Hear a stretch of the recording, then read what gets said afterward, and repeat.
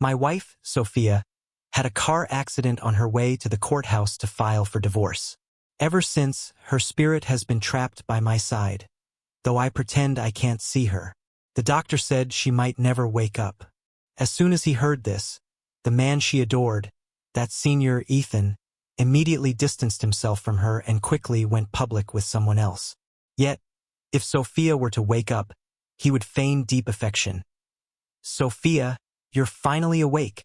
I've been waiting for you all these years." Looking at Sophia lying unconscious in the ICU, a feeling of schadenfreude, a mix of sadness and joy at her misfortune, welled up in me. Look, I thought, this is the retribution for betraying true love. The doctor said her brain was severely damaged, the chance of waking up less than 5%.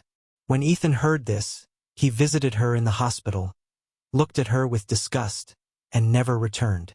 But perhaps he forgot that Sophia's accident was because of him. Just 6 months ago, the day before Sophia intended to divorce me, she received a call from Ethan. He said he was drunk at a gathering and couldn't get home.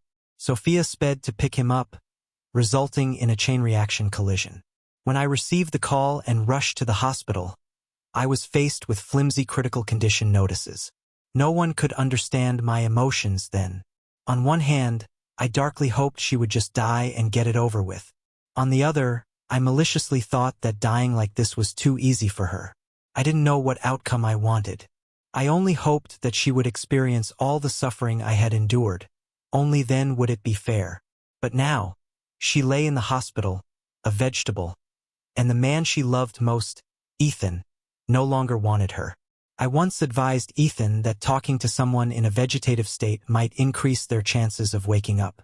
He just smiled, not answering. What does that have to do with me? Why should I waste my youth on someone in a vegetative state who means nothing to me? His reply struck me as incredibly ironic. When he made Sophia abandon me, burning with a 40-degree fever, to attend his birthday party, he didn't say means nothing to me.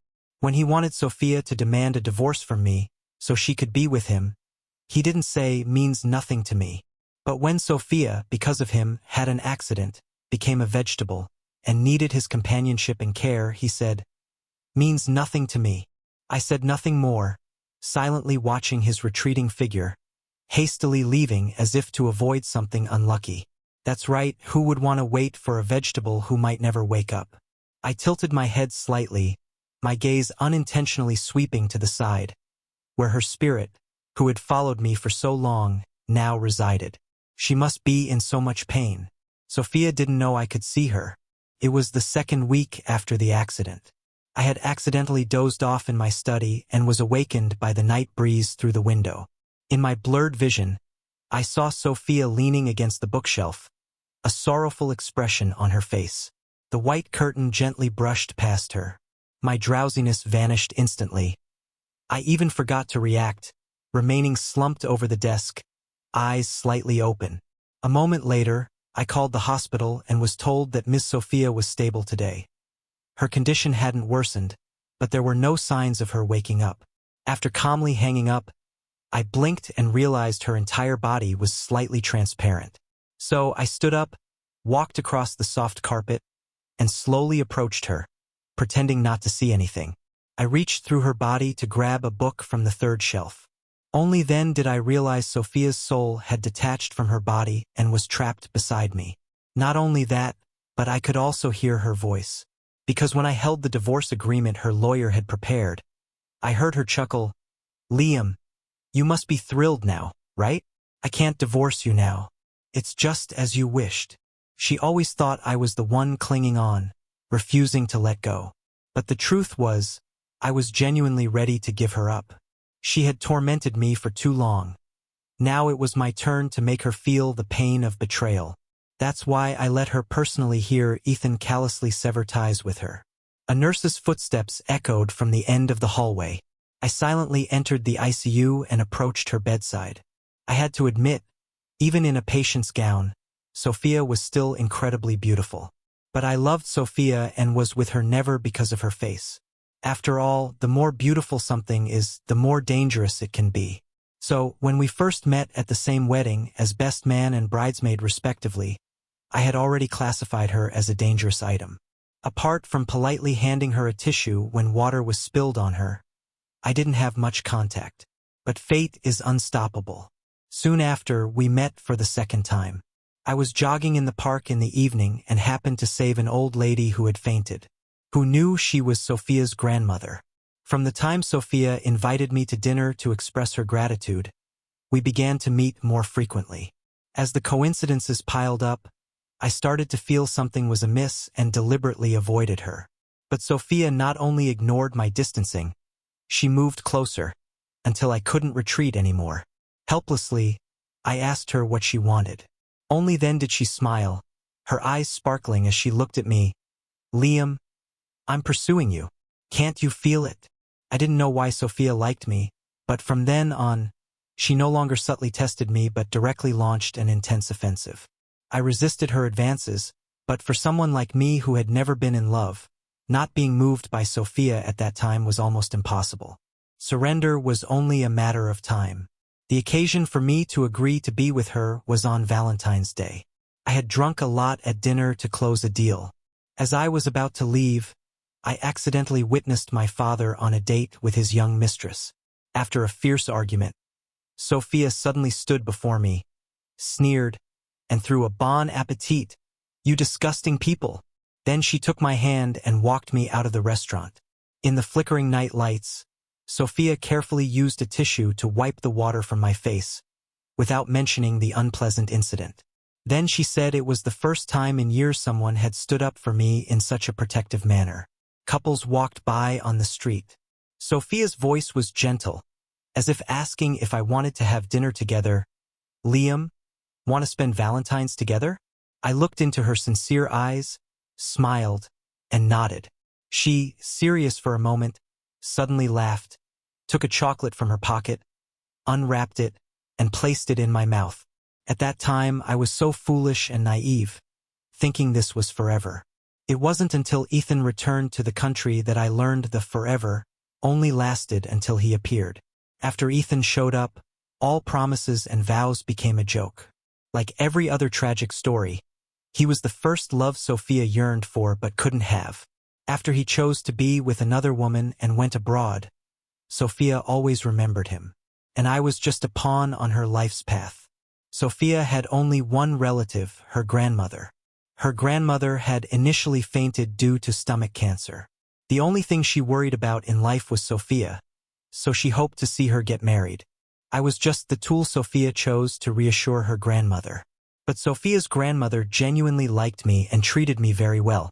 The love I received from Sophia was an illusion, but the affection I received from her grandmother was real. She made the osmanthus cakes I loved most.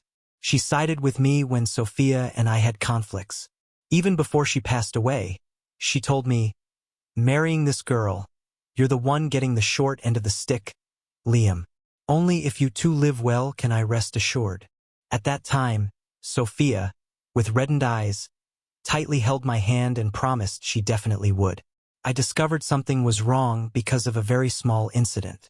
One evening, while we were having dinner together, I told her that after an unexpected rain shower during the day, a double rainbow had appeared in the sky. Everyone on social media was posting pictures they had taken. "A double rainbow appeared," I said, asking if she had seen it. She didn't answer. A few seconds later, she realized I had stopped eating and was silently looking at her. Only then did she gently smile and ask, "Liam, what did you just say?" Back in school, whenever I encountered a multiple-choice question I didn't know, I could rely on intuition to guess the correct answer. I never expected that this skill I once prided myself on would one day be used on Sophia. Almost uncontrollably, I guessed that in those few seconds Sophia was distracted. She was thinking about a man. And I guessed correctly, it was Ethan. He was a senior, 3 years older than Sophia. Back then, Sophia wasn't as mature and beautiful as she later became, just a young, inexperienced girl. She couldn't win against a girl who was both beautiful and wealthy, also in love with Ethan. So it was no surprise she lost. But perhaps she never thought that one day Ethan would break up and return to the country.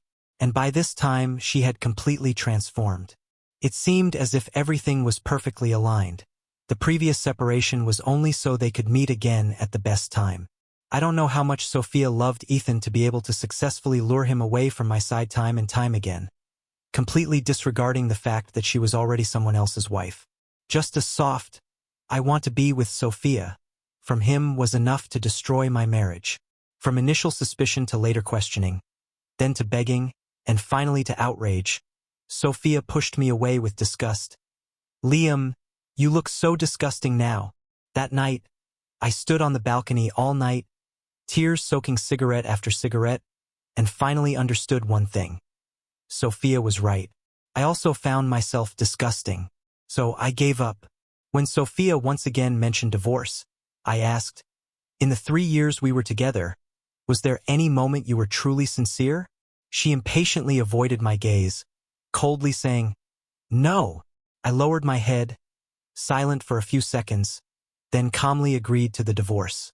She seemed a bit surprised, looking at me warily. "What trick are you playing this time?" That's right. The previous times, I had always used excuses like suddenly falling ill or my car breaking down mid-journey to repeatedly delay. The one time I genuinely wanted to divorce her, she had the accident because of Ethan. But now, Ethan had not only decisively abandoned her, but also gotten back together with his ex-girlfriend. It was said that the reason Ethan broke up and returned to the country was because his beautiful, wealthy girlfriend had an ambiguous relationship with her first love. They had argued many times over this and eventually broke up. But as they say, what you can't have, you always long for, and what you've lost, you regret and want back. So, when Ethan returned and got together with Sophia, that beautiful, wealthy ex-girlfriend also came back looking for him. It's hard to say whether Ethan, while with Sophia, was simply trying to provoke his beautiful ex. After all, Sophia had once been her rival. And it was precisely during the time Sophia wanted to divorce me for Ethan that the beautiful ex-girlfriend regretted her actions and was most desperately trying to win him back. She did many romantic and extreme things, using drones to form the word "sorry" with flowers. Ethan silently watched these actions but continued to be with Sophia. Then, not long after Sophia's accident and coma, the beautiful girl once again used a giant LED screen to apologize and confess her love. Only then did he agree to get back together. No one knew what role Sophia played between them, but the beautiful girl did indeed visit Sophia in the hospital once. She looked at the motionless Sophia with a relieved expression. Though it might be wrong to think so, I'm very grateful for this car accident. Sophia, I won this time. At that moment, Sophia, her spirit, was standing behind her, staring at her with a gloomy face, but unable to do anything due to her ethereal state. From hearing Ethan declare he was cutting ties to witnessing him reconcile with his ex, Sophia went from disbelief to uncontrollable anger, and finally, to helpless acceptance of it all. I calmly watched every part of her suffering, watching her start to silently follow me. I felt a great sense of satisfaction. She had wanted to cut ties with me, never wanted to see me again, yet ended up being forced to be by my side every day, like breathing. Now, she also had to follow me to work, to gatherings with friends, to strolls in the city, even when I planned long trips. I started to hear her resentful, dissatisfied voice. "I'm in a coma, and you're in the mood to travel? Liam, have I been lying here so long that you've forgotten you're married? Stay away from that woman." The woman she referred to was an intern I supervised, named Olivia. Of all the interns I'd mentored, she was the only one who didn't formally call me Director Liam, and also the most capable among them. Actually, I didn't care how they addressed me, but Sophia didn't think so. Every time Olivia appeared by my side, she would show a side of herself I had never seen. "Liam, are you blind? Can't you see her impure intentions?" I looked up at Olivia, who was quietly working on one side, not understanding why Sophia was so furious. Of course, I was no longer an inexperienced young man. Naturally, I could see what Olivia was thinking. She liked me. Olivia's appearance was the lively, adorable type that young men nowadays really like. In terms of personality, she knew when to be coquettish and when to be calmer than anyone else. Since I'd known her, I had almost never seen her lose control of her emotions. Even when a colleague accidentally deleted a plan she had worked hard on, she could still calmly finish her breakfast and then composedly choose the fastest method to recover it. After resolving the issue, she even told the anxious and apologetic colleague, "It's okay, just be more careful next time." I only saw a panicked expression on her face once. It was when we went together to discuss a collaborative project. After it ended, she went to get the car, while I, suffering from a headache after drinking, rested in the room for a while before going to find her.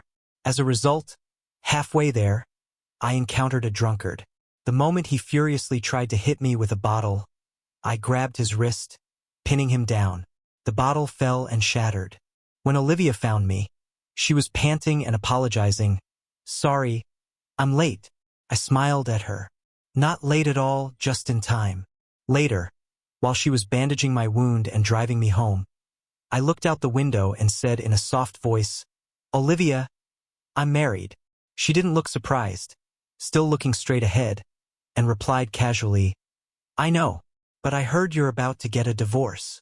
This was our only conversation about private matters since we'd known each other. Everything was true, and there were no inappropriate actions. So Sophia's anger puzzled me. I clearly hadn't done anything, and she clearly didn't love me, so why be angry? But it didn't matter. I continued to maintain a normal working relationship with Olivia until one day when we went to inspect the site layout for an event. Scaffolding suddenly collapsed. Olivia reacted extremely quickly, pushing me out of danger and taking the brunt of the impact herself. I followed the ambulance to the hospital, anxiously waiting for her test results. When the doctor said she was fine, just needed to rest at home, I received a call from Sophia's attending physician. It was only then I suddenly realized that when Olivia and I fell, Sophia, who had always been following me and had frantically called out, "Liam," had disappeared.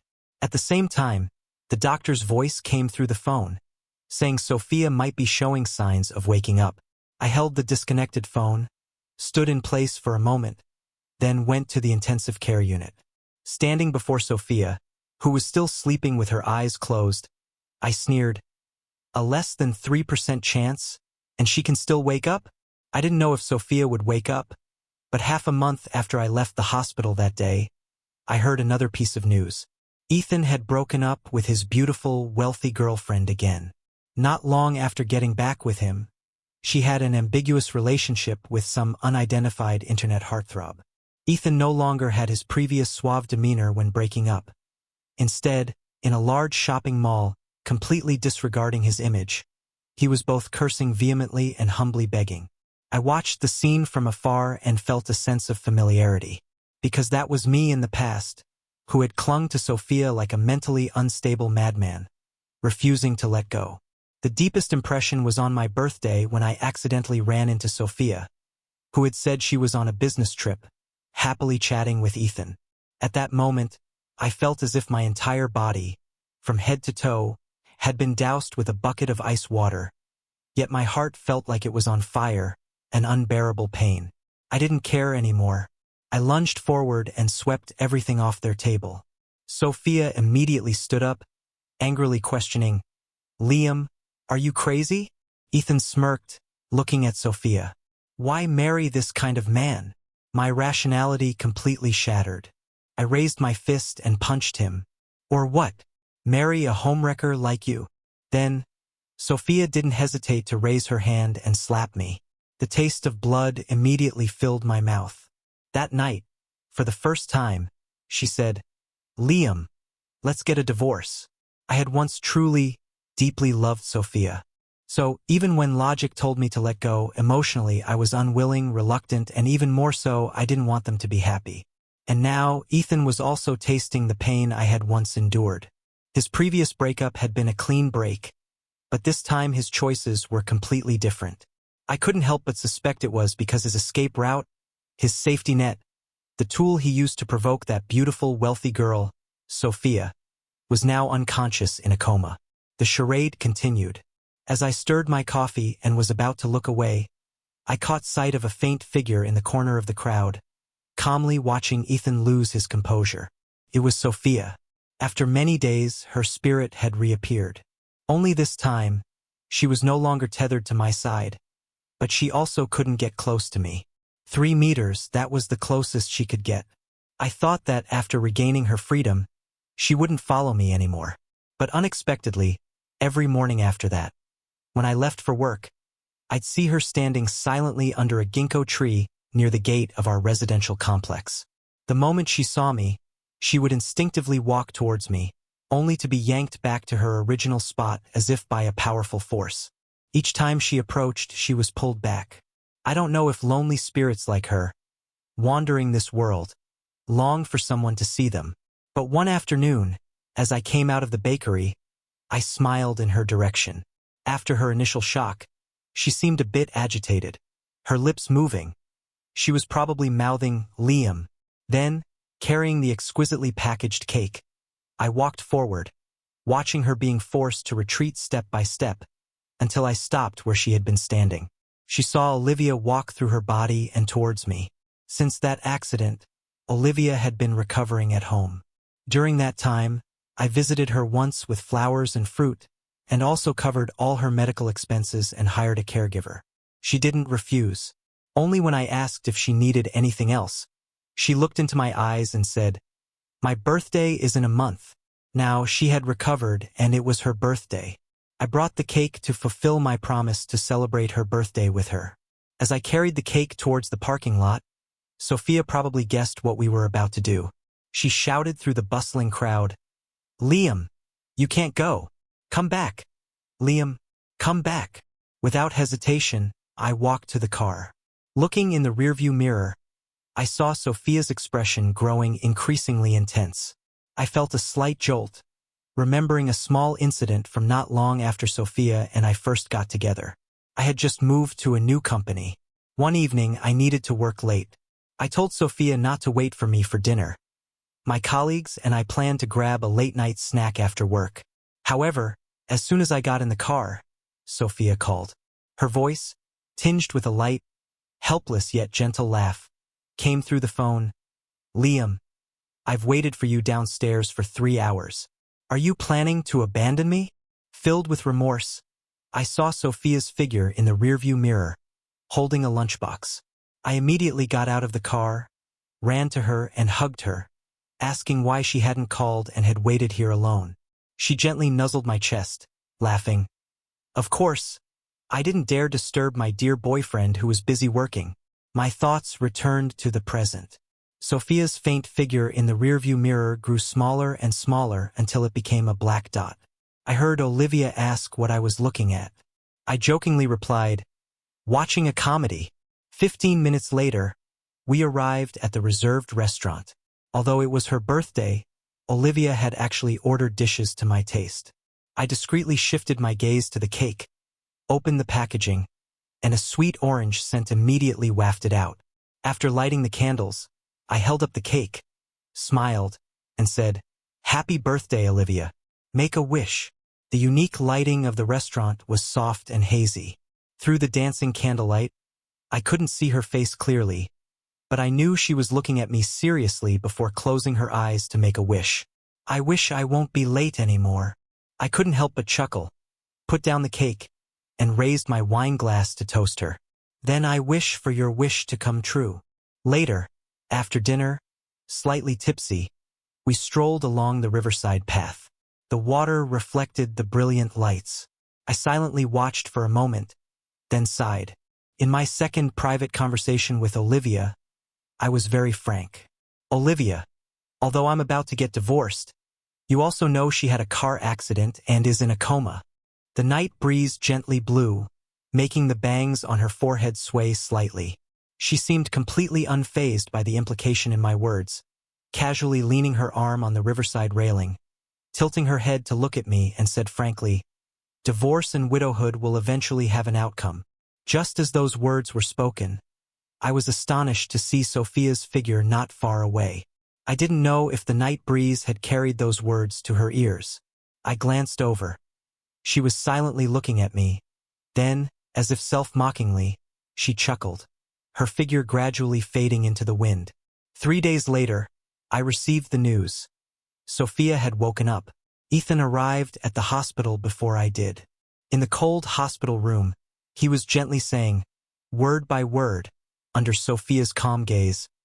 "I've always been waiting for you, Sophia. You're finally awake." I didn't know how he knew Sophia had woken up, nor did I care about his sincere confession. My gaze swept over Sophia's eyes, which had been fixed on me since I appeared. I turned to ask the doctor standing beside me, "When can she be discharged?" The doctor cautiously explained, "Miss Sophia has just woken up. She needs to stay in the hospital for observation for a while and undergo physical therapy. If there's anything urgent." I smiled politely. "Nothing urgent. Just need to go get divorced." As soon as I finished speaking, I heard a thud. Sophia had knocked over the water cup in Ethan's hand. Under his astonished gaze, she stared at me, her eyes red as if extremely angry. "Liam, I just woke up, and you don't even ask a single question. You're that eager to divorce me?" Look, she was always good at twisting black and white, distorting the truth.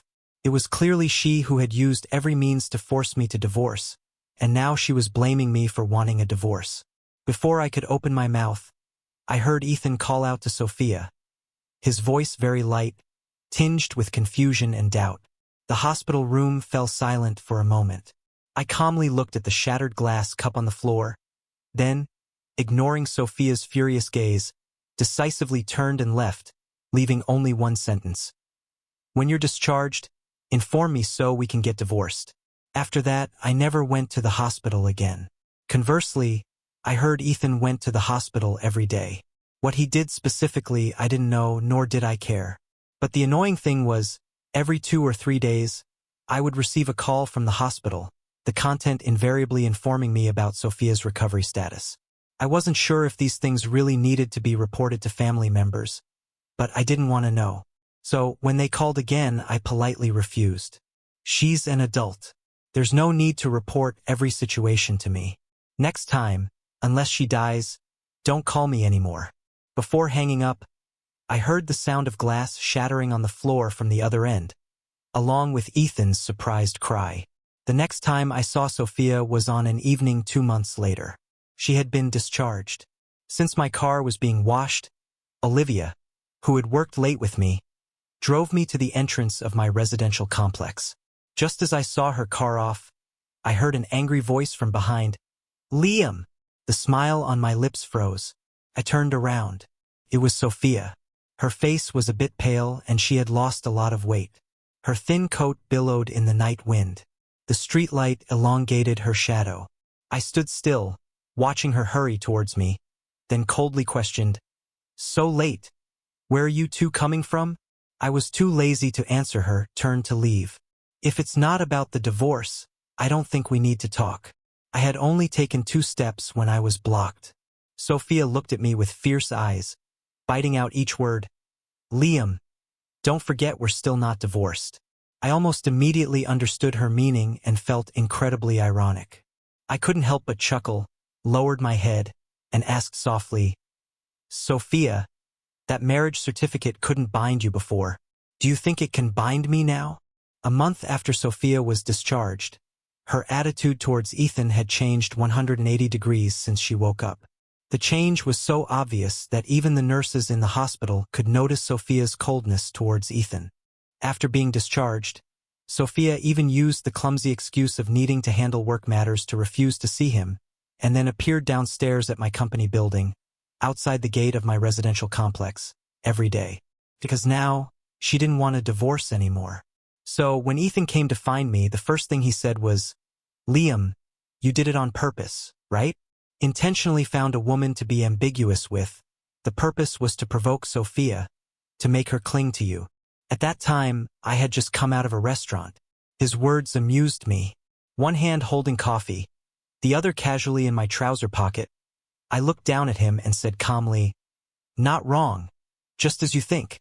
I had no interest in listening to his baseless accusations, quickly walked around him, and entered the company gate. Then I turned back to see him unwillingly trying to follow. He was stopped by security. Facing the security guard's hesitant question, "Director Liam, this gentleman is?" I smiled. "Just an outsider." After that, I didn't see Ethan again. But I heard Sophia repeatedly gave him the cold shoulder. Later, Ethan couldn't take it anymore and coldly, indifferently told her, "Sophia, you'd better not regret it. I won't give you another chance." Not long after, he was with the daughter of a vice president in his company, who had a strong liking for him. Clearly, the harsh words Ethan left behind had no effect on Sophia, because she, as before, found various excuses to meet me and firmly said, "Liam, I won't divorce."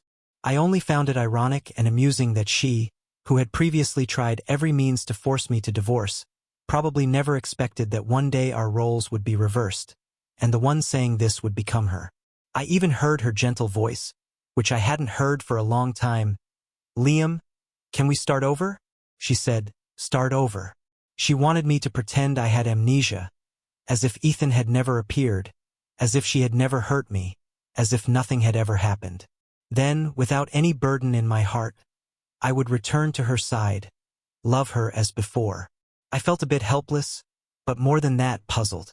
In the end, I only replied to her with one sentence. "How could I marry someone like you, Sophia?" This sentence probably hit a nerve.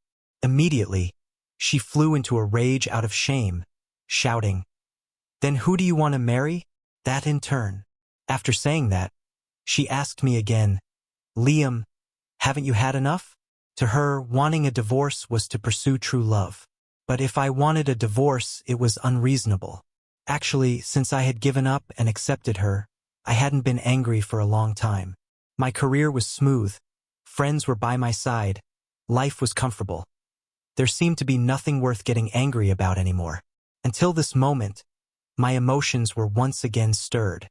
Words were not enough for me to vent my anger. So, I raised my hand without hesitation and slapped her hard across the face. After my slap, there was a stretch of silence. Sophia's face was turned to one side from the impact. She kept her head tilted for a long time before chuckling softly. "The slap I owed you, now I've returned it. Satisfied? I know you allowed her to get close solely to take revenge on me. Liam, you've achieved your goal." I didn't deny it. I did indeed have feelings for Olivia. The reason was very simple. Once I was worrying about a difficult project. In the afternoon, I sat alone on a bench in the square, lost in thought. All around me were various sounds of laughter and play, colorful balloons and soap bubbles flying back and forth, but none of it concerned me. It was in such a setting that a mascot bear holding a balloon walked through the crowd to my side, tied the balloon to my wrist, and then danced a wiggling rabbit dance for me. She said her dancing wasn't standard, but she still made me laugh. I tilted my head slightly, looked at her and teased, "Wearing a bear costume to dance a rabbit dance, Olivia, you're truly one of a kind." She stepped closer, took off the bear head, revealing a flushed face, her bangs damp with sweat, but her eyes were still clear and bright. Her gaze rested on my face. She said, "What I wear doesn't matter. What I dance doesn't matter. What's important is that you smiled, Liam." Yes, I had smiled.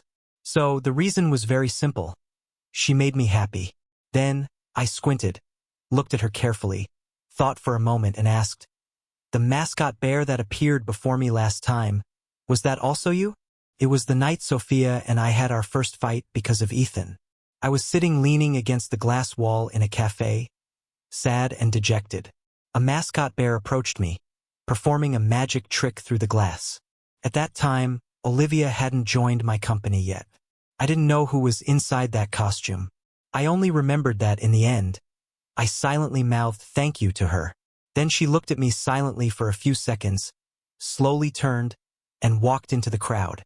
Not long after, I heard her introduction in front of the interns at the company. "Hello, I'm Olivia." Unlike last time, this time Olivia had taken off the bear head, stood before me, looked at me for a moment, then said softly, "Do you still remember me?" I tugged at the balloon on my wrist, blinked. "Of course, I remember you." Compared to the intense, strong wine-like feelings Sophia brought me, the emotions from Olivia were like a glass of fresh, clean lemon water, not too stimulating, nor did it make one lose oneself. It was peaceful and warm. Moreover, because of one failed relationship, I wouldn't go so far as to swear off love entirely. Doing so seemed to place too much importance on the short 4 years with Sophia in my long life. Therefore, I didn't resist my feelings for Olivia. After all, love itself isn't wrong. The mistake lies with people. And Sophia was just a mistake I encountered on my life's path. Once I let go of everything. What happened afterwards no longer concerned her. I certainly wouldn't use genuine feelings to take revenge on her. So, to Sophia's confident question, I just gently shook my head, looking at her mockingly. You think too highly of yourself, Sophia. Her face turned pale the moment I finished speaking. Her lips trembled, her voice hoarse and shaky. Liam, I know it was all my fault before. I was too stubborn for a moment and hurt you. But now I know I was wrong. I understand that the person I truly love is you. So I won't divorce. Facing her stubborn expression, I smiled faintly. In that case, Sophia, you can also taste what it's like when the person you love day and night is thinking about another woman. The knife she once stabbed me with has finally stabbed herself. Sophia said the person she truly loved was me. Honestly, when I heard this, my mind didn't waver at all. I even wanted to laugh. If it absolutely had to take such cruel pain and injury for her to distinguish who she truly loved, then that love, to me, is an insult. Moreover, this was built on the foundation of Ethan deceiving and abandoning her, which then made her feel regret. After that, Sophia continued to harass me for a long time. I didn't deliberately avoid her, nor did I angrily chase her away. Underneath the company building, late at night outside the residential gate, in the rain. If she wanted to stand, she stood. If she wanted to wait, she waited. After all, apart from this kind of demeaning clinging, she could no longer interfere in my life. In fact, we were still legally married when she approached me again. She asked me, Liam, actually, you don't love me that much, do you? I didn't know what mood she was in when she said this. I lowered my head, looked closely into her eyes, and asked, Sophia, do you remember the summer of the second year after we got married? On a summer afternoon filled with the sound of cicadas, while we were having barbecue at an outdoor restaurant, we encountered a group of drunk troublemakers. In the chaos, I shielded you from a flying piece of a broken bottle. My thin shirt was torn, and the blood from the wound on my side stained a large patch of your white chiffon dress red. When I woke up in the hospital room, the first thing I saw was you, disheveled, sitting by my bed, your eyes bloodshot, holding my hand, and saying in a hoarse voice, Liam, don't do this anymore. Okay? I really can't bear to see you get hurt. At that time, I weakly smiled at her. Don't worry, it doesn't hurt that much. Indeed, it didn't hurt too much. But compared to the pain she later inflicted on me, it was far less. The recollection happened in silence. Neither of us spoke. In my ears was the sound of her trembling breath. Finally, I sighed helplessly. Sophia, for years ago, no one could compare to you in my heart. After a long pause, she struggled to speak, her voice hoarse and dry. And now, in your heart, am I no longer comparable to her? I looked at her seriously and shook my head. Sophia, now, you are no longer in my heart. Perhaps, having reached a dead end, she gave a cruel smile and started to play the family card. But Liam, you promised Grandma you would live well with me. I remained silent, tired, saying nothing, just opened my phone and showed her a picture. It was a letter her grandmother had left for me. The gist was that if Sophia did anything too outrageous, I didn't need to feel any guilt. Just leave her and don't look back. I once thought this letter would never see the light of day. Unexpectedly, it was used twice. The first time, I didn't listen in time and got entangled for a long time. The second time was now. Outside the window, it had started to rain lightly at some point. The gloomy dusk descended. Sophia's eyes were red. Finally, without saying anything, she turned and left. Her footsteps hurried, her retreating figure pathetic. A long, long time ago, I had imagined that when Sophia forced me to divorce, I would definitely be in pain, resentfully looking at her, beautiful and radiant, and say, Sophia, I will never forgive you. But now, when that day truly arrived, my emotions were surprisingly calm. When we met at the Civil Affairs Bureau, Sophia looked much more haggard. I heard that after being drenched in heavy rain that day, she went home and developed a high fever that wouldn't subside, and had to be taken to the hospital by ambulance. Perhaps that car accident really had a huge impact on her health. My friend told me over the phone that the sequelae of the accident had appeared. It was unknown how long she had left to live. Infidelity in marriage, betrayal of true love. This is what she deserved. I hired the best divorce lawyer and submitted all the evidence of Sophia's infidelity. Therefore, when dividing the assets, I didn't concede a single bit of what was rightfully mine. During the proceedings, Sophia remained silent until we were about to leave. Before parting, she suddenly spoke, as if asking me, but also as if comforting herself. If Ethan hadn't come back then, could we have walked this life together? If Ethan hadn't come back, her lies to me might never have been exposed. But she would still forever remember that unattainable white moonlight love. The longer the time, the more beautiful the image of that white moonlight love would become in her heart. Then one day, because of some small conflict between us, she would start to constantly reminisce, and in her silent comparisons, I would become the object of her disgust. I looked up at the cloudless sky, smiled faintly. Sophia, this three-person whirlwind, I was never meant to be in it. It was you, for your own selfish reasons, who deliberately pulled me in. Life after the divorce didn't change much. I still went to work, socialized normally, and occasionally, after finishing a project, I would take a few days to travel. There was only one difference. Olivia and I had confirmed our romantic relationship. It was 3 months after my divorce, at a friend's birthday party. I was getting some air on the rooftop when a project partner approached, handed me a glass of wine, and politely and elegantly inquired, "Previously, when we collaborated, we chatted about an old movie. I recently found the original soundtrack CD. I wonder if director Liam would be interested." We were both adults. The meaning was self-evident. I slightly pursed my lips, about to smile and say something, when I heard a clear voice from behind her. "Excuse me."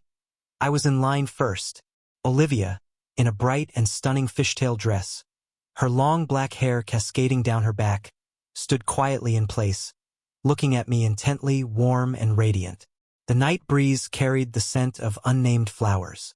I was the first to break the silence, glanced at the wine glass in the partner's hand, and then said frankly, "Sorry, I prefer lemonade."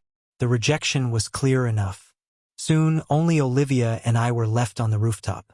I stood silently for a moment, then slightly bowed my head, smiled at the fiery red sunset, and asked her, "So, Olivia, what movie are we going to watch?" She looked up at me, her eyes sparkling brightly, and said in a particularly serious tone, "Let's go see I Love You." Life between Olivia and me didn't have any dramatic, memorable episodes, but whenever I thought about it, I felt that everywhere was filled with wonderful, warm moments. The warm milk she brought me in the morning, the hangover tea she brewed for me afterwards, the neatly ironed shirts, the prepared ties, and the small spare ribs I loved most on the dinner table every night. Sometimes, through the mirror, I would watch her seriously drying my hair and couldn't help but recall the first time I realized her feelings. It was probably in the elevator. She stood behind me, and through the mirror, her gaze lingered on me, a gaze that wasn't entirely innocent. Olivia had a very high level of psychological maturity, clear-headed, independent, and exceptionally talented. In our relationship, what she gave me was clearly more than what I gave her. As for me, apart from accompanying her, it seemed I couldn't give her anything else. Occasionally, I would ask her if she felt it was unfair. She would calmly shake her head, hug me, and sigh, her voice carrying an indescribable grievance.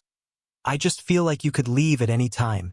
Honestly, because I had been betrayed in love before, even though I cared for her, I still kept an escape route, not giving my whole love. After a moment of silence, I could only say, "Not being able to make you feel my complete love, that's my fault. I'm sorry." She, as if enlightened, smiled, her tone very serious. "Then I'll love you a little more to make up for our incomplete love. I don't know how far Olivia and I can go, but when we're together, She makes me comfortable and happy. So I will live each day well. If we're compatible, we stay together. If not, we part. As long as I'm comfortable, that's the lesson I learned from my failed relationship with Sophia. The next time I saw Sophia was in the second year after our divorce, at a welcome party for a friend returning from abroad.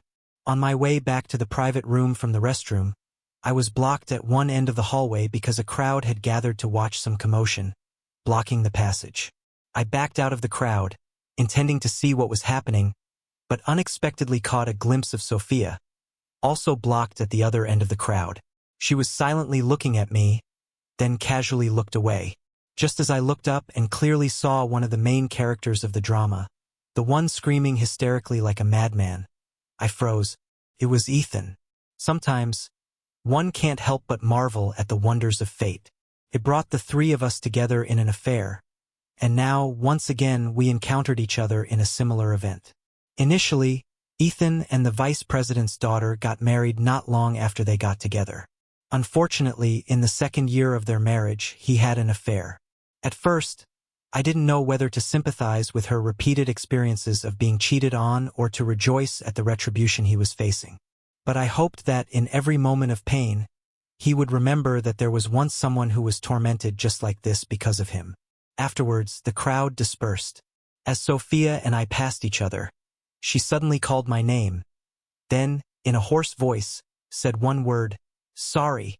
I stopped, looked at her, unable to discern her expression. It seemed sad, regretful, and also like an uncontrollable pain. I had no interest in speculating, just said in a gentle voice, "I will not forgive you, and I hope you don't live well." She really didn't live well. I heard that due to the sequelae of the accident, she frequently traveled abroad for treatment. But in the end, it was all in vain. Both her physical and mental conditions were deteriorating. Hearing this news, she was startled. When Olivia called me from a distance and walked towards me, Sophia quickly turned her back. For some reason, I felt her retreating figure was slightly hunched and trembling faintly, but without a sound. Returning home, lying on the bed, I was too tired to talk. I took Olivia's phone and silently scrolled through it aimlessly. Perhaps she thought I was unhappy because I had met Sophia and recalled bad memories from the past. So she leaned closer, held my hand, and apologized. "Sorry, I'm late." It was at that moment I accidentally flipped to an old photo in her album, taken many years ago. The person in the photo was me. In my third year of university, I tutored a high school student in English. Her parents were divorced and she lived with her mother, but her mother was busy with her career and, apart from matters related to her studies, paid little attention to her life. She needed English tutoring only because she deliberately failed her exams to attract her mother's attention. So, my role was not just a tutor but also a companion. The last class was on her birthday. I didn't know what she liked, so I just chose an orange-flavored cake. She didn't eat much. I thought she didn't like it. Unexpectedly, when the course ended and we were about to part, she seriously told me, "I really like it." That student was Olivia. The photo was taken when she had placed her phone in an open book and secretly snapped a picture of me while I was eating cake. Actually, from the first glance when I met her at the company, I had recognized her. What surprised me was that not only had she secretly taken my picture back then, but she had also kept it for so long. My heart suddenly trembled.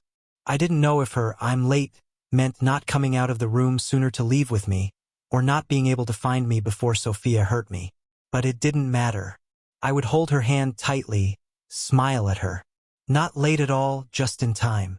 The cool night breeze, the gentle moonlight, the lover by my side. Everything was just right. True love is not a blazing fire that burns intensely and then dies out, but a gentle light that endures through the years. Don't lose faith and love because of one wrong heart. Knowing how to let go of unworthy things is how we mature. True happiness may come late, but as Liam said, not late at all, just in time. Live each day, cherish the person by your side, and remember that a refreshing glass of lemonade is sometimes more precious than a strong, intoxicating wine that bewilders the mind.